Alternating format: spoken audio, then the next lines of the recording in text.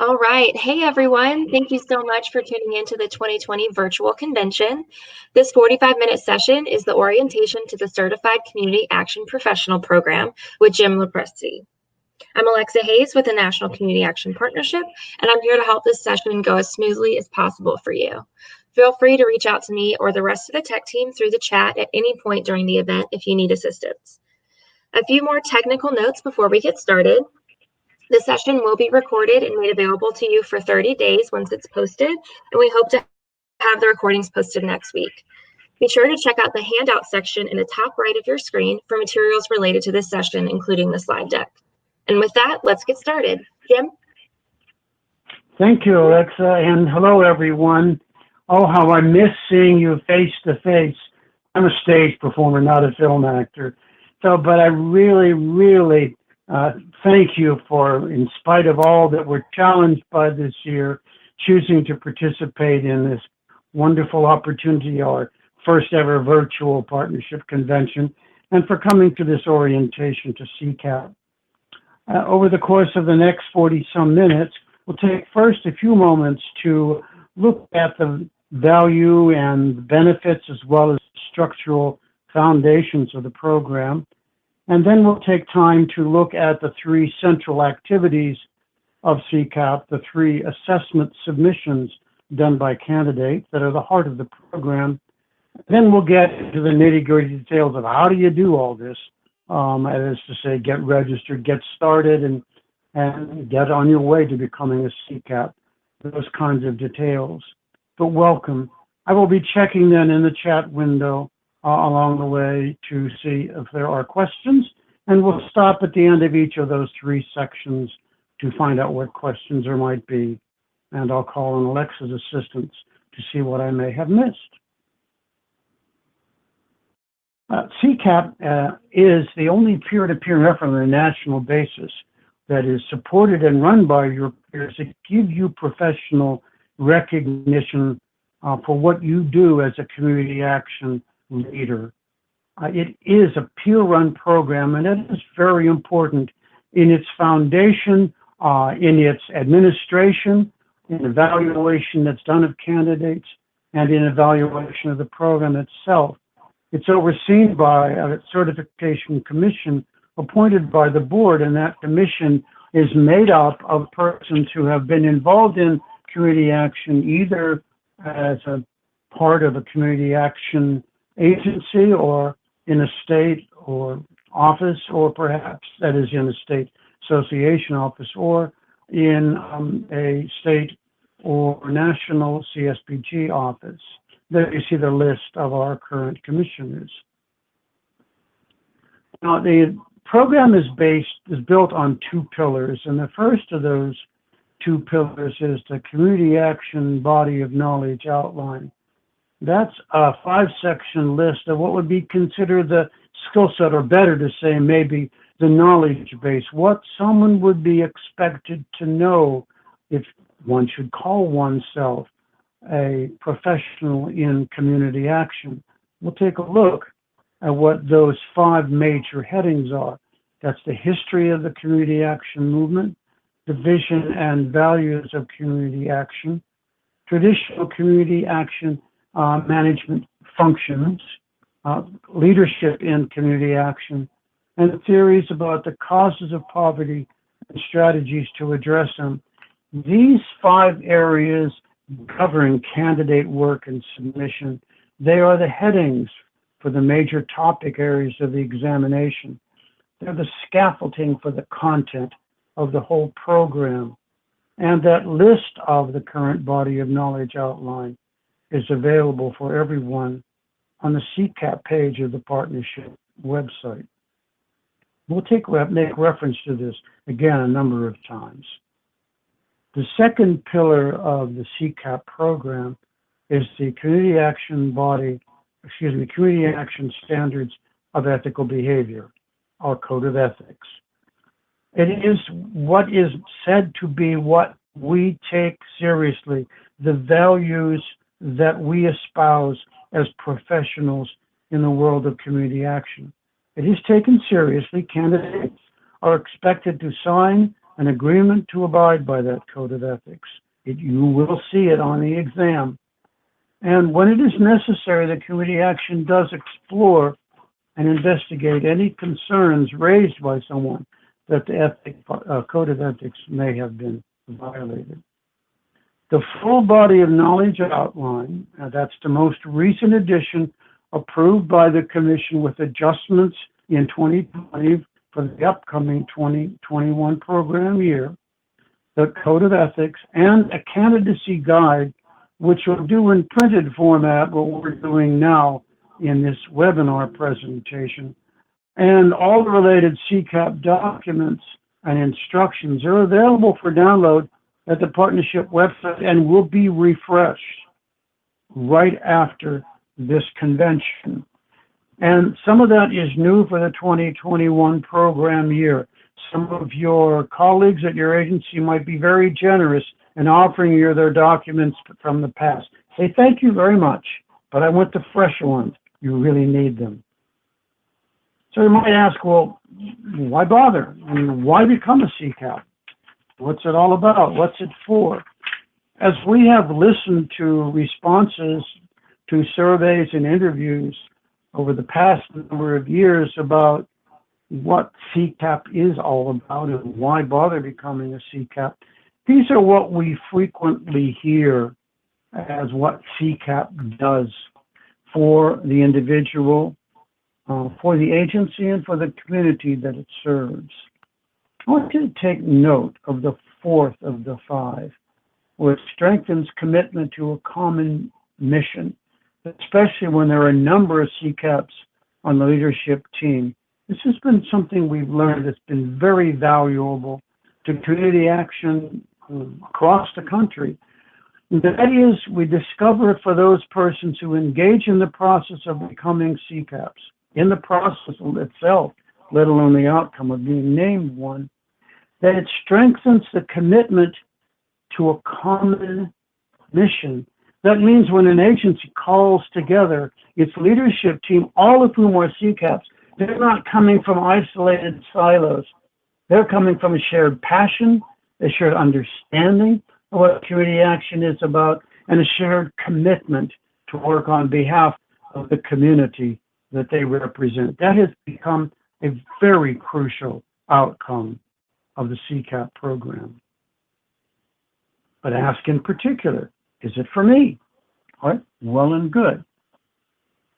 Well, if you are a current emerging leader, manager in professional community action, and if you're employed full-time in any of these appropriate settings, an agency, a delegate agency, a sub-grantee, any kind of CSBG eligible entity, or maybe in a state community services office or state, regional, or national community action association. We have 2 new CCAPs from national associations this year.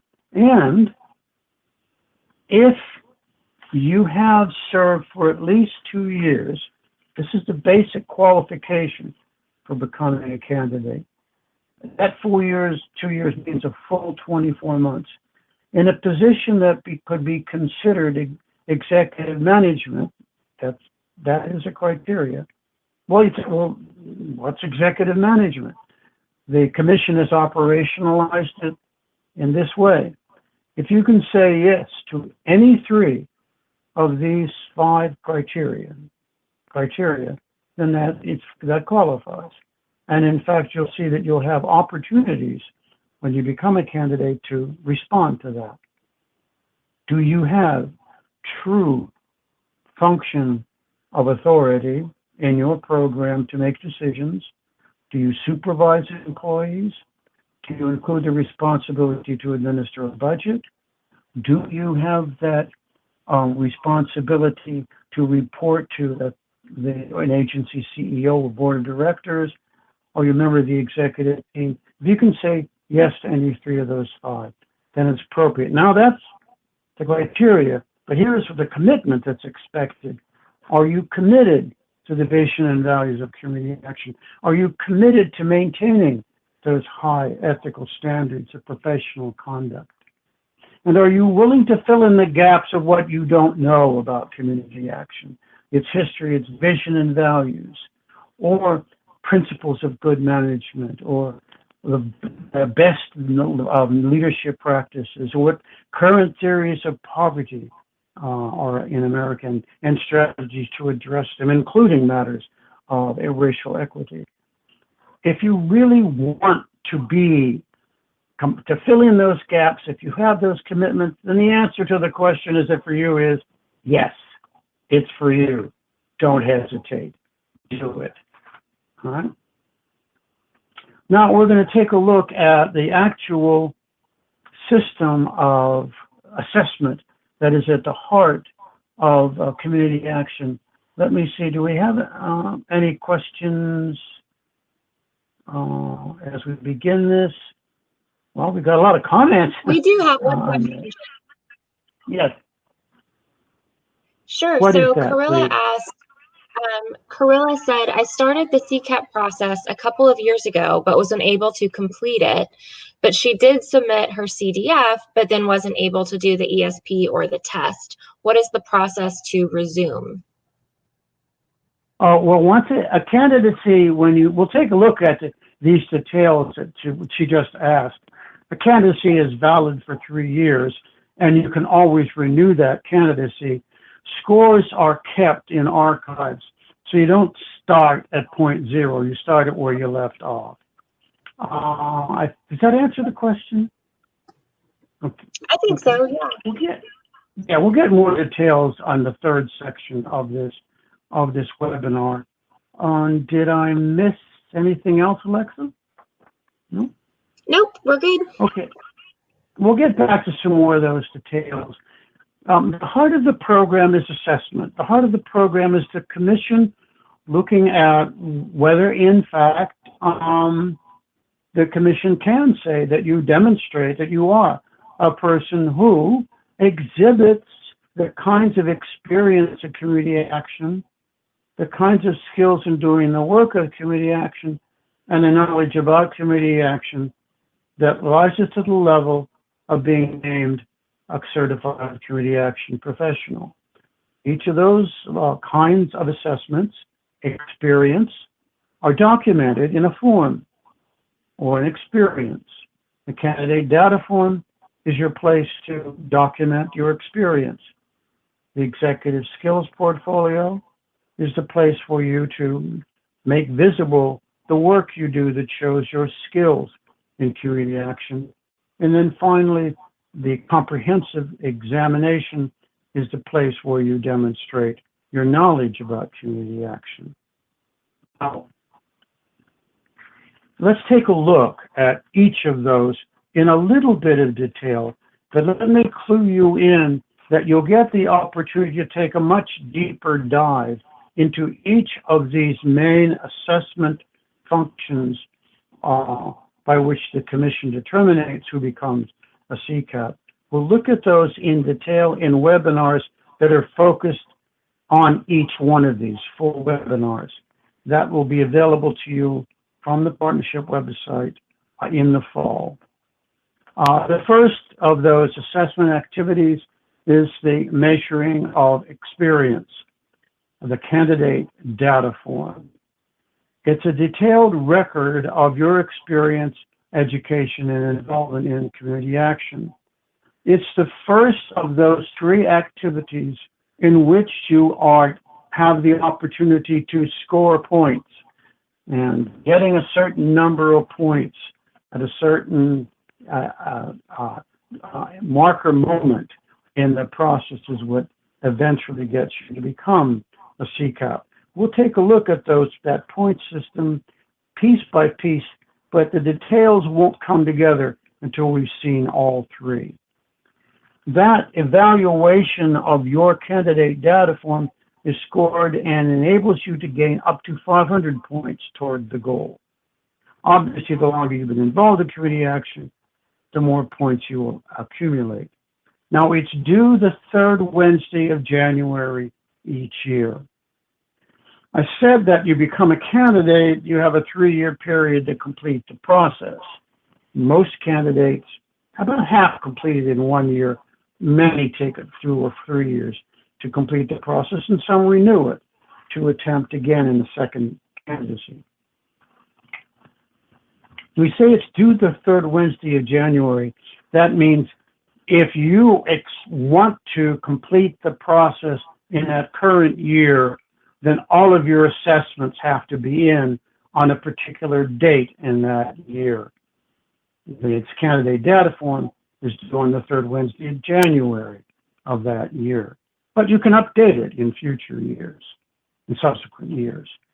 Now, there are 4 categories in the candidate data form. And again, you'll have the opportunity to look at that in more detail at a later webinar. Employment, education and training, involvement in national, regional, and state local activities around community action, and publishing and training. Let's take a look just for a moment at number 1.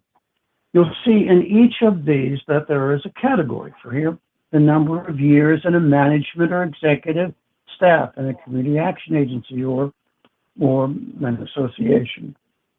Remember, that's going to be qualifying of any 3 of those 5 criteria.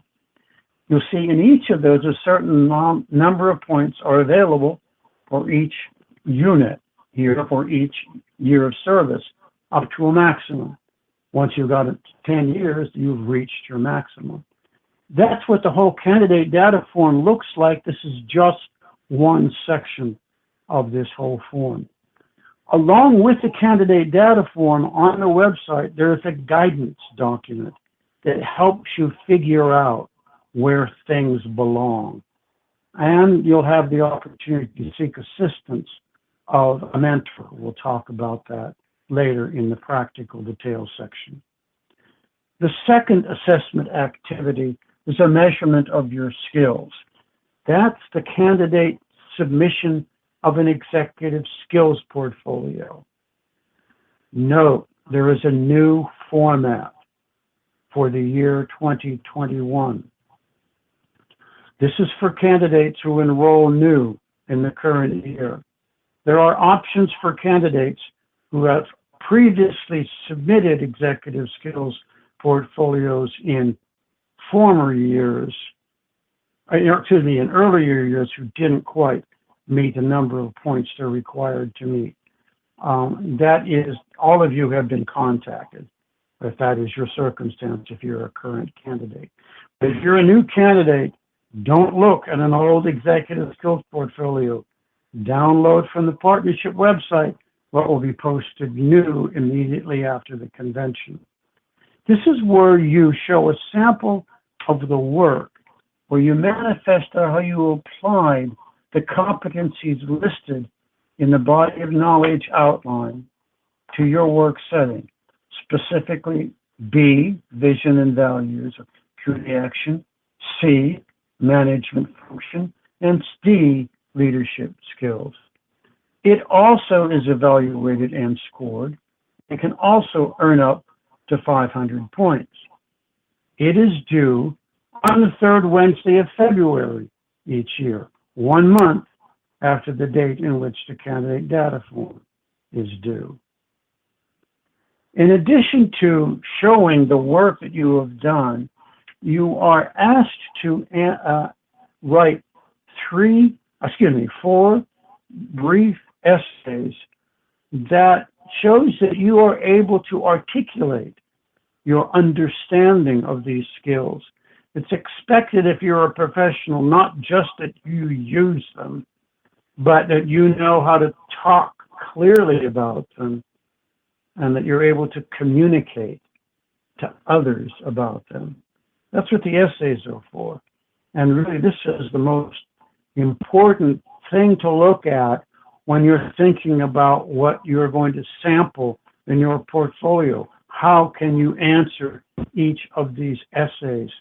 On the work that you pick, you might pick up, a grant that you headed a team to write up. You might look at the human resource manual that you changed for your agency, or a new guidelines. I expect that we're going to find a number of portfolios in the future about adjustments in the agency to the contingencies of agency work in an era of social distancing. That's one example. The first essay is to show how traditional management functions have been put into practice in your portfolio. How your portfolio shows that you have understood and have used the traditional management functions in the areas planning, organizing, directing, and evaluating. And you'll see in the partnership website the guidance document provided for you about how to construct a portfolio gives you real clear and more specific guidance this year than ever before on how to how to address these questions in your essay. Essay 2 asks you to show how you have manifested your leadership skills in the work sample that you have chosen. That portfolio is very carefully organized in its guidance documents for candidates in 2021 submissions. This is new and focuses the task more clearly for candidates in 2021. So we're going to talk about it in which the essay responds to 3 questions placed to candidates in the guideline documents. First, clearly placing your response either on a skills-focused approach or a situation-focused approach. Explain why your involvement in this project or program or task that you're describing in your work sample should be considered by the commissioners a demonstration of your leadership. Why skills? Why situation? Well, because you're showing them a project or a program. And in that project or program, there are specific skills as the leader might be asked to demonstrate. Those might be very technical skills. They might be human skills, like how to organize a group of people. They may be skills that show something that is very much a way for you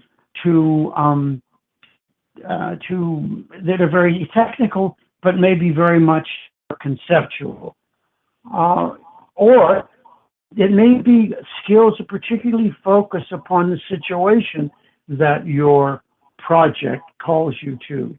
So it might be a situation where you are delegating to someone else tasks to do, and you really just say, come back with a report. Or it may be just the opposite end of that situation, where you're in emergency circumstances and you need to be very directive to the people that you lead that are part of your team.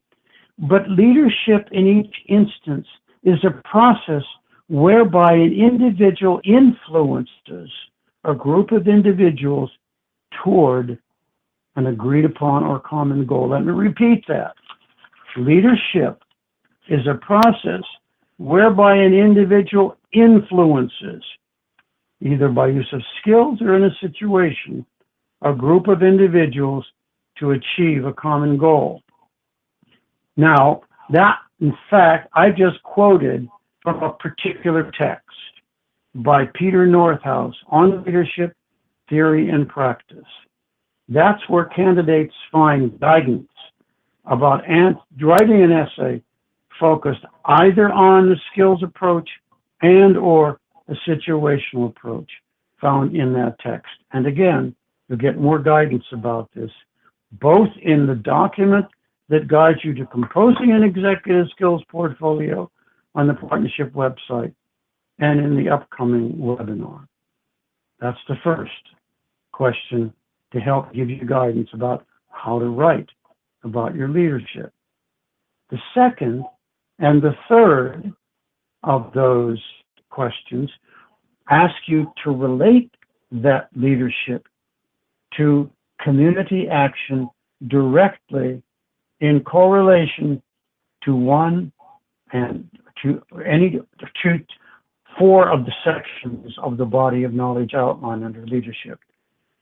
First of all, to choose one out of the 9 items that are identified under the body of knowledge outline D2 and 3, we'll take a look in a moment, that best correlates to your leadership role in this project or program or task that you undertook in your work sample.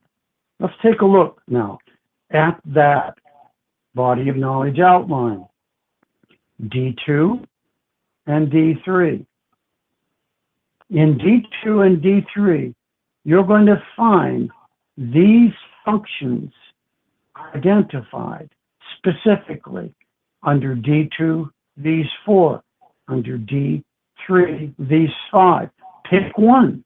Which one of those most closely relates? Maybe you're the director of planning, and which means maybe forecasting is important for you, or maybe innovation is more important for you, or maybe you're drawing up a succession plan for your agency, or maybe you're communicating to your staff a new policy about COVID-19. In other words, find the way to show that you are demonstrating leadership related to community action under our body of knowledge. Just one of those 9.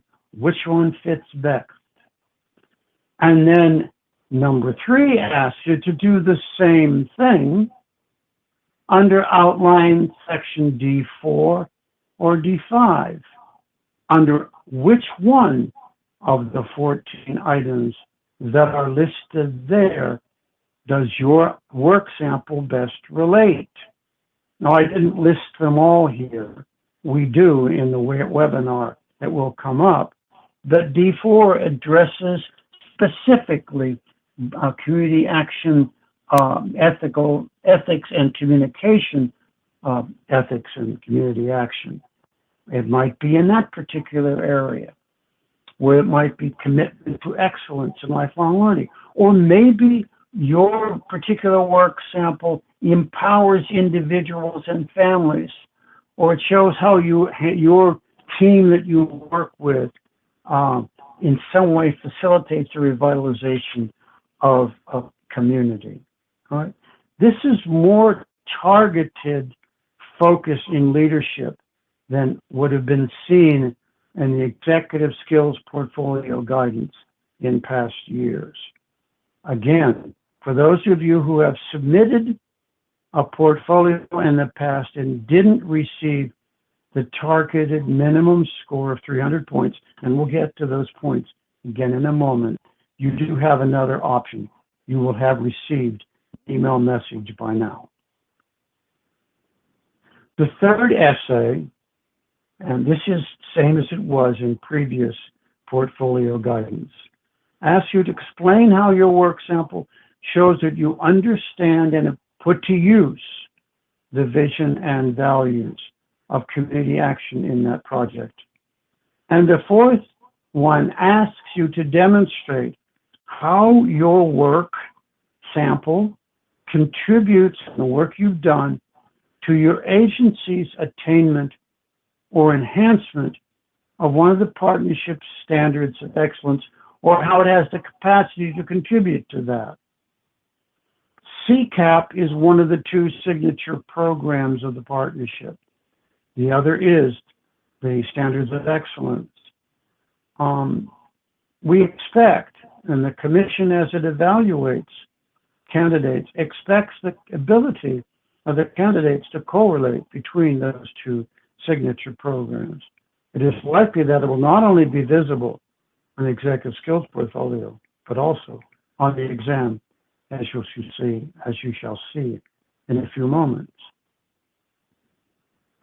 We're going to now look at measuring knowledge on the exam, but I'm going to get to questions, though, about the candidate data form before looking at to details in the exam.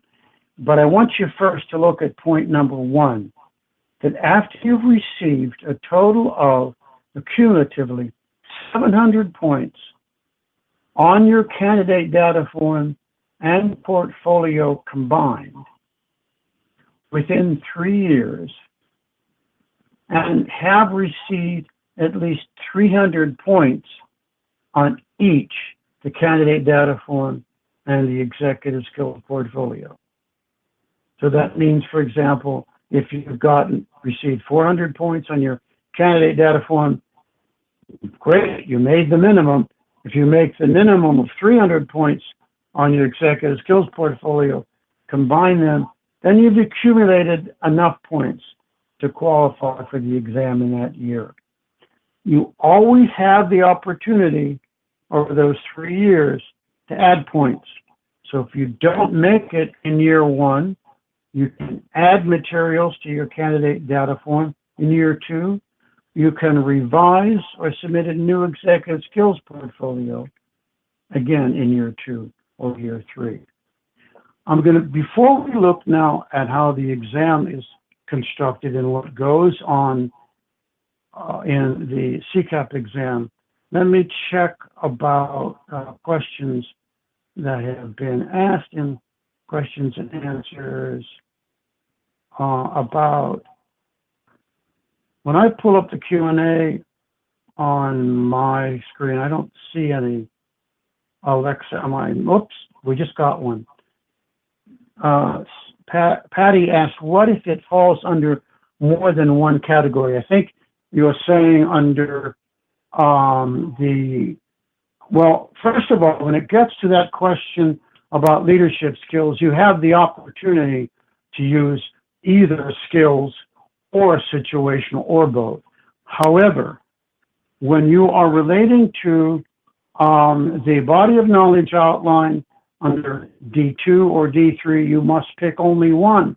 So consider, when you think about a portfolio work sample, what you're going to choose, which particular part of that body of knowledge outline do you think it best showcases you? Choose that one, because then in your essay, show them in your essay and cross-reference to that portfolio.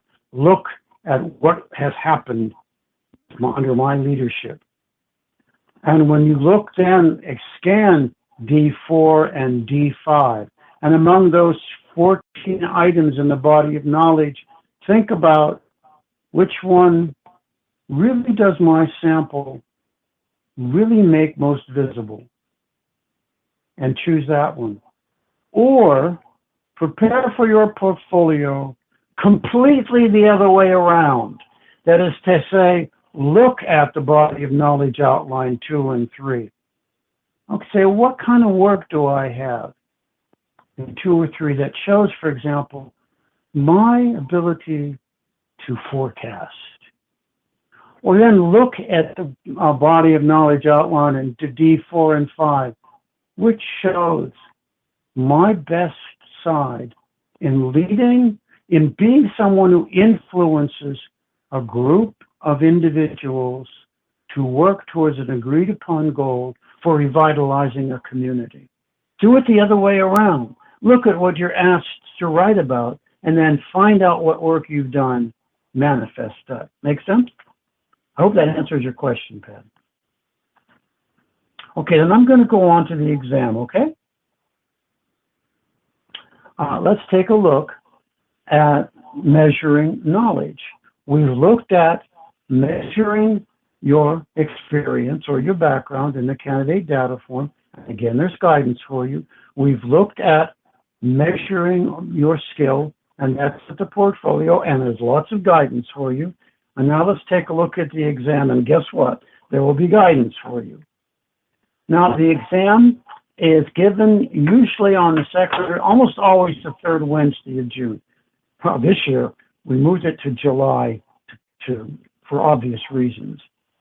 It's based on, guess what? The community action body of knowledge outline, all 5 parts of it. It's more experience-based than it is memorization-based. But if you don't know when the Economic Opportunity Act was signed, then you need to go back to school.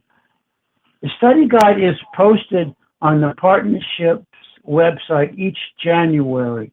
The study guide guides you exactly where to look in each of those subsections of the body of knowledge outline. It goes right to the book or website and right to the the chapter or section. We have learned that the very act of candidates gathering together to study for that exam has almost been as rewarding an experience as walking across the stage or going through the virtual stage and receiving your certificate, because it builds a depth of understanding of the whole of community action in a way that nothing else can. The passing score is basically 70% or 700 of 1,000 points. And it is administered annually using the Partnership's Community Action Academy Moodle website, which I hope most of you are familiar with by now. If you're not, you will be. Okay. That's what the exam is based on. Let's say how you build a pathway to becoming a CCAP. There is help along the way. It's especially valuable for those who might not yet be ready to become a candidate because you haven't met those qualifications quite yet. Suggestions. Meet with your executive director to determine the level of support you're going to get, because it will require your agency's support. They need to believe in you. You need to believe in yourself first, enough to go to your executive director and say, believe in me. I'm a professional in community action, and I deserve to be recognized for that, and our agency deserves having that recognition on our staff. Go to the executive director, because you're going to need to get some coverage for the cost of enrollment and support from the agency to participate in whatever kind of learning experiences you need to help yourself complete this process of assessment. And then whatever opportunities you need to expand your horizons and broaden your experience and your reach in community action in your community. And then engage a CCAP mentor who can guide you through each step of the process and coach you in preparing all your documents. There's a list of mentors. And in fact, this very afternoon, in just an hour and a half, Charles McCann, who I believe is also on this webinar, will be training mentors. And there will be a new list of mentors available for you to connect with. And those mentors can guide you in each of those submissions. Then start your journey toward CCAP. Determine when you meet that 24-month rule. Maybe you probably have already, most of you. But if you haven't, that's not a problem. Get started anyway. Build your resume, as it were, getting ready for it. Review the Code of Ethics. Download the CDF guidance document and do a test run. It's available for you to download on the Partnership website. There's no reason for you not to go to it. The new one, after the Partnership has uploaded it to the website. Do a test run. You don't have to be a candidate yet to do that. Sign up for the upcoming webinars and map out your training opportunities for the future. We did talk a bit about how to prepare for the portfolio and get involved in a CCAP study group. It's easier to do that now because they've all gone virtual. So you might have one in your own state, and there's going to be a lot more work going on in the future to help candidates become more involved in study groups. The Partnership's actively working with more state associations to make that happen. Some helpful reminders. Candidacy does last for 3 full years. The program is designed to provide opportunities for persons who enter community action at all levels, whether you're well-trained in management and leadership principles, but this community action role is new to you, or whether you know community action from the inside because you've been involved from the ground up. There is help on the partnership's website. So how do you get started? Go right there to the website and find that enrollment form. Pay the fee, submit the form, sign the Community Action Code of Ethics. Here you can see the fees for agencies are bundled. If you're just going by yourself, it's $600 for a single candidacy. But if a group of candidates are bundled, either by your agency or by your association that acts as a funder or a kind of fiscal agent and gathers that from different agencies, if check with your association or ask your association to consider bundling them so that your agency can afford more than just one. Now, I've mentioned a number of times that there will be upcoming webinars. Our plan is to have one in October, one in November, and one in the spring after the study guide has been published on the partnership website, which will happen at the end of January. So pay close attention. Those webinar dates will be posted shortly. All right, Jim, we're coming up on the last few minutes. Okay. All right, and I'm ready for you. These are, you'll see listed, you'll see this when you download the webinar after this event. You see these are the documents available for the website. That's the picture from last year in Chicago. We look forward to seeing you, we hope, in a picture like that in Boston. And this is the address for you to connect with if you need more help. We're about to the end of our time in the webinar. Let me check to see then, Alexa, do we have any questions? I will pull up my panel and see. I don't see any yet. Nope, I don't questions? see any either, but folks, go ahead and put any questions you have in the chat box for us. Okay. Well, we kind of raced through that, folks. I thank you for your patience as we did that. I hope it gives you, more than anything, an inspiration to do it. If you have that hunger to be recognized, if those description of skills is who you are or who you want to be, if you have that kind of commitment and have that ethic in your heart, then if that's you or that's what you want to be, get started, and get started now. Be recognized and make your contribution. Thanks for being engaged in all of this, and we look forward to that opportunity to congratulate you in the future. Thanks for being here. All right, thank you so much, Jim. That was fantastic. And thank you all for attending today. If you click the SurveyMonkey link that was dropped in the chat box, you can do a session evaluation, which will help us in the future plan more sessions. We want to hear your feedback. So thank you so much for joining us, and we'll see you in the next session.